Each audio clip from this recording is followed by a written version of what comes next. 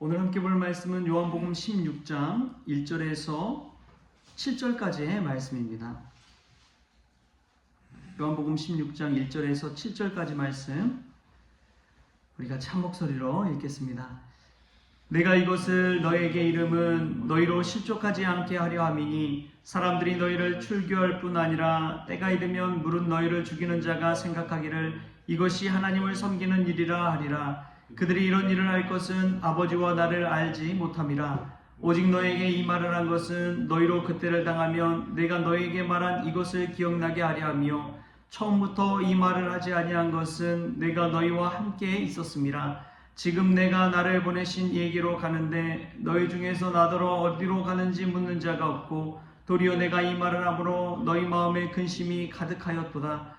그러나 내가 너에게 실상을 말하노니 내가 떠나가는 것이 너에게 유익이라. 내가 떠나가지 아니하면 보혜사가 너에게로 오시지 아니할 것이요 가면 내가 그를 너에게로 보내리니. 아멘. 할렐루야. 오늘 말씀에서 귀한 은혜가 저와 여러분에게 있기를 소망합니다. 군대에 가면 훈련 받다가 이제 장교들 간부들이 그런 이야기를 합니다. 훈련 종료 10분 전, 5분 전 이렇게 미리 앞으로 예고될 일을 알려줍니다. 이거를 이제 예령이라고 그럽니다. 미리 이제 예비해서 명령을 내린다는 것이죠. 앞으로 있을 일에 관해서 미리 대비할 수 있도록 이제 병사들에게 알려주는 것이죠. 오늘 말씀 보면은 예수님께서 제자들에게 이 예령을 내리고 있다는 것을 알 수가 있습니다. 자신이 죽을 것을 예고하고 또 뿐만 아니라 제자들이 당할 일들, 출교와 죽임당할 것을 미리 예고하고 있습니다. 미리 준비하고 마음의 준비와 함께 더불어서 하나님의 말씀이 예수님의 말씀이 그대로 이루어진다는 것을 알려주고 있는 것입니다. 근데 이 예고한 내용이 축복의 내용이요, 은혜의 내용이요 이런 모르겠지만 그 당시 제자들이 받아들이기 참 힘든 내용을 알려주고 있습니다. 출교 당할 것이고 죽임을 당할 것이다. 이러한 이야기를 하고 있어요.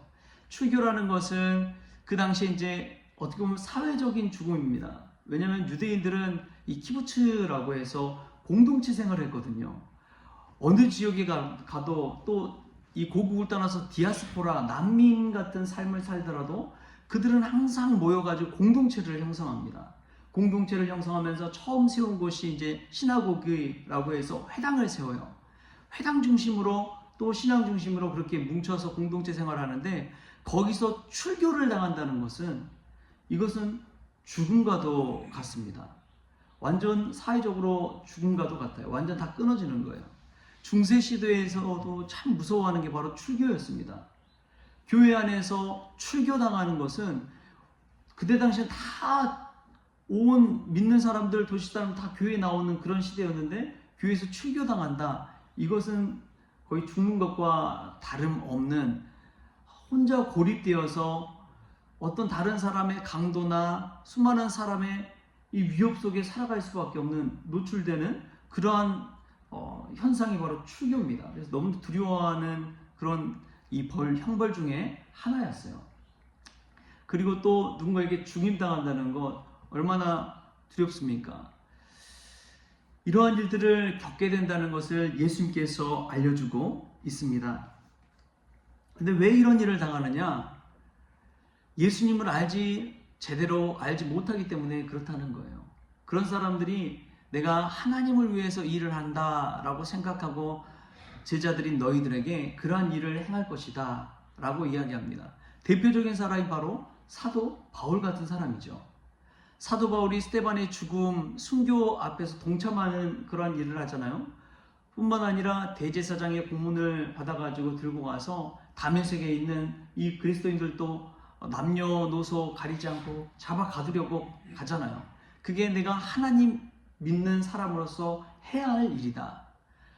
하나님을 위해 해야 할 일이다 생각하고 가다가 예수님을 만나게 되잖아요. 하나님을 알지 못하기 때문에 자기도 모르게 맹목적인 신앙을 가지고 가서 이 그리스도인들을 잡아가두고 핍박하는 일에 동참하게 되는 것입니다. 이것을 볼 때 우리가 하나님을 제대로 알지 못할 때 얼마나 오해하는지, 또 우리 스스로가 잘못된 삶을 살아갈 수 있는지 깨달을 수가 있습니다. 교회에서 신앙생활하는 것도 마찬가지예요. 우리가 정말 제대로 잘 알아야 됩니다. 신앙에 있어서 두 가지 신앙이 있거든요. 첫 번째로는 모이는 신앙입니다. 성전에 모이는 신앙, 교회에 모이는 신앙, 교회에 모여서 은혜 받고 축복받고 또 성령의 충만함을 받는 건 얼마나 귀합니까? 근데 모이는 교회가 있으면 반드시 흩어지는 교회가 있습니다.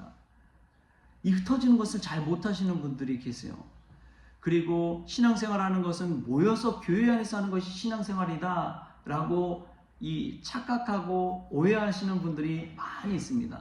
그래서 교회만 잘 나오면 신앙생활 잘한다 생각하는 분들이 있어요. 절대 그렇지 않습니다. 예수 그리스도 주님께서 말씀하시는 그 신앙은 모이는 신앙도 있지만 흩어지는 신앙도 반드시 있어야 됩니다. 흩어지는 신앙은 세상에 나가서, 가정에 나가서, 직장에 나가서 예수 그리스도의 복음을 들고 사는 신앙을 이야기합니다. 그래서 예수님께서 너희는 세상의 소금이요 세상의 빛이다 라고 이야기했습니다. 그래서 신앙생활 잘한다는 것은 모이는 신앙도 물론 중요하지만 흩어지는 신앙 가운데서도 하나님이 주신 사명을 잘 감당하는 것이 바로 흩어지는 신앙을 잘 감당하는 것입니다.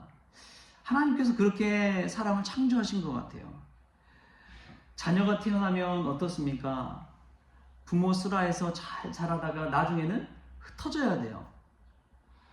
부모를 떠나서 한 몸을 이루고 한 가정을 이루고 그렇게 나아갈 때 자녀는 성숙하는 것이고 자라나는 것입니다. 늘 부모 품 안에 있으면 좋을 것 같지요.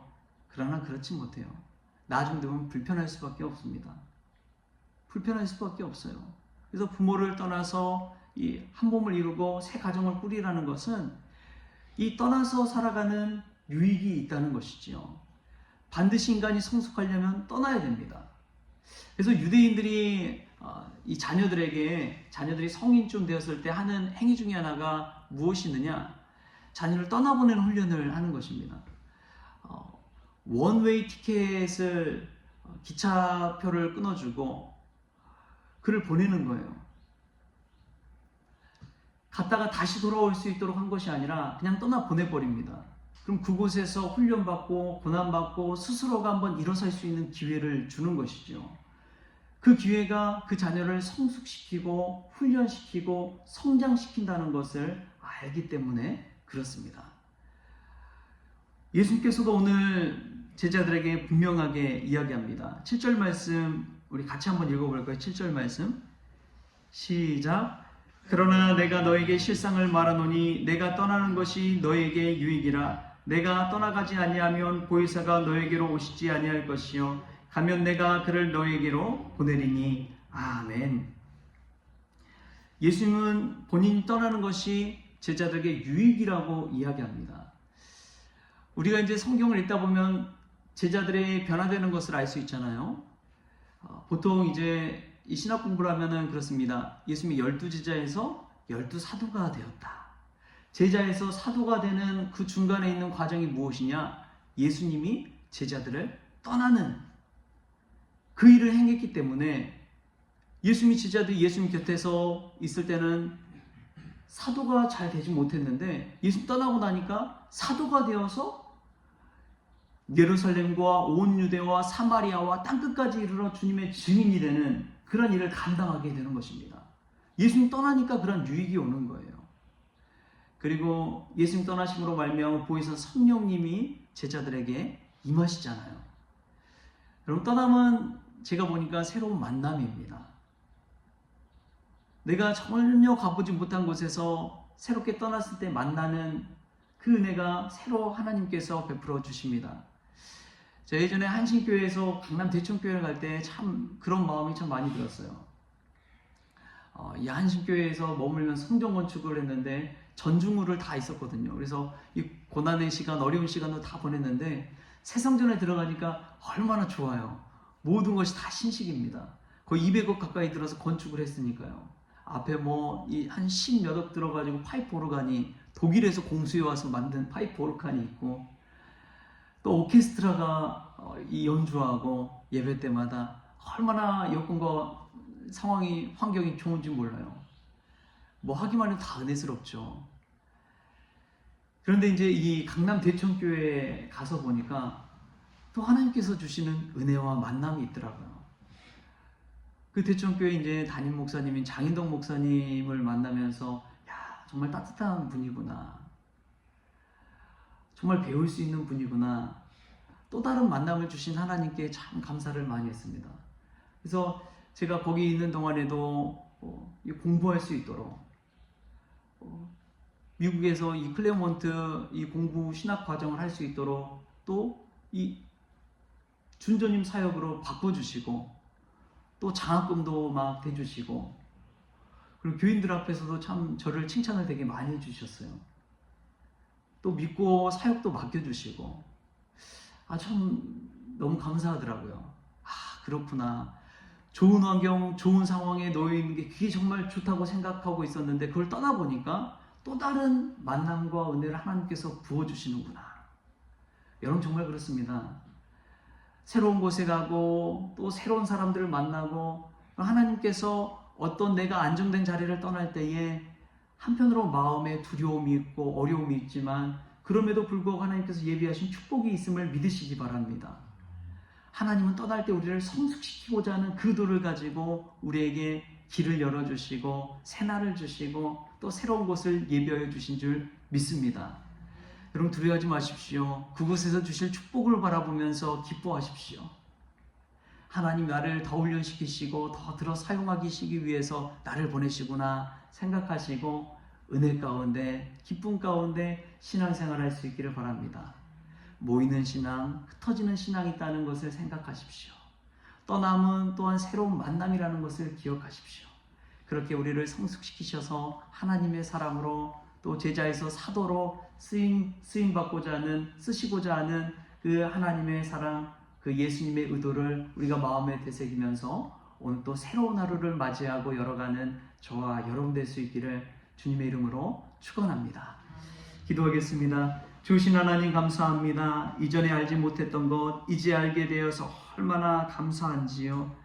주님 오셔서 떠남을 통해서 유익을 주시고자 제자에서 사도로 세우시고자 하는 그러한 주님의 예고를 듣게 됩니다. 주님, 저희도 어떤 상황 가운데 놓였든지 하나님 예비하심 따라서 주님 닮아가게 하여 주시고 주님이 예비하신 이 떠남을 통해서 성숙할 수 있도록 주여 도와주시옵소서. 떠남은 곧 새로운 만남인 줄 믿습니다. 예비하신 축복을 기대하면서 하나님 하루하루 잘 살아가게 하여 주시고 맡겨진 사명도 잘 감당할 수 있도록 은혜 베풀어 주옵소서. 제자들이 사도로 성숙한 것처럼 저희들도 모이는 신앙, 흩어지는 신앙 잘 감당해서 주님의 사도로 쓰임받는 귀한 종들 다 되어지게 하여 주옵소서. 감사하며 예수님의 이름으로 기도하옵나이다. 아멘. 우리 주님이 가르치신 기도로 오늘 새벽 기도를 마치겠습니다. 하늘에 계신 우리 아버지여, 이름이 거룩히 여김을 받으시오며 나라가 임하시오며 뜻이 하늘에서 이루어진 것 같이 땅에서도 이루어지이다. 오늘 우리에게 일용할 양식을 주시옵고 우리가 우리에게 죄진 자를 사하여 준 것 같이 우리 죄를 사하여 주시옵고 우리를 시험에 들게 하지 마시옵고 다만 악에서 구하시옵소서. 나라와 권세와 영광이 아버지께 영원히 있사옵나이다. 아멘. 네, 광고 몇 가지 드리겠습니다. 오늘 김종용 성도님 신장 수술하는데요. 아침 7시 30분에 시작해서 오후 3시 반까지 이 수술이 진행될 예정입니다. 큰 수술이고요. 그리고 심장이 보통 사람이 6분의 1 정도밖에 이제 기능을 하지 않는 것 같아요.